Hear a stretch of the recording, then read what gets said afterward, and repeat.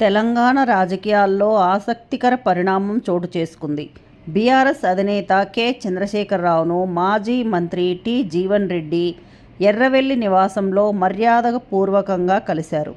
ఈ సందర్భంగా భావోద్వేగ వాతావరణం అక్కడ నెలకొంది. ఎర్రవెల్లి నివాసానికి చేరుకున్న జీవన్ రెడ్డికి BRS working president KT. Ramarao పుష్పగుచ్ఛం అందించి సాదరంగా స్వాగతం పలికారు. ఈ కార్యక్రమంలో మాజీ మంత్రులు Koppula Eshwar, Gangula Kamalakar, Prashant Reddy, MLC L. Ramana, MLA doctor Sanjay, మాజీ ఎంపీ జోగినపల్లి సంతోష్ కుమార్ తదితరులు పాల్గొన్నారు.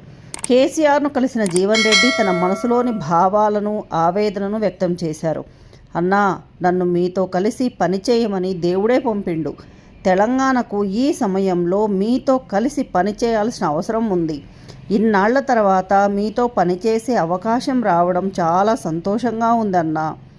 ఈ మాటలతో అక్కడ ఉన్న వారంతా కాసేపు భావోద్వేగానికి లోనయ్యారు. జీవన్ రెడ్డిని కేసీఆర్ హృదయపూర్వకంగా ఆలింగనం చేసుకుని దుశ్శాలువతో సన్మానించి ఆప్యాయంగా ఆహ్వానించారు. అనంతరం కాసేపు ఇష్టాగోష్ఠి జరిపిన తర్వాత జీవన్ రెడ్డి బృందాన్ని లంచ్కు ఆహ్వానించారు. ఈ భేటీ తెలంగాణ రాజకీయాల్లో కీలకంగా మారే సూచనలు కనిపిస్తున్నాయి.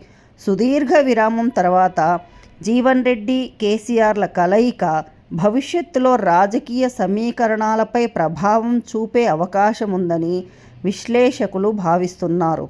ఈ కలయిక మర్యాదపూర్వక భేటీగా కాకుండా భావోద్వేగం, రాజకీయ సంకేతాలతో కూడిన ముఖ్య పరిణామంగా నిలిచింది.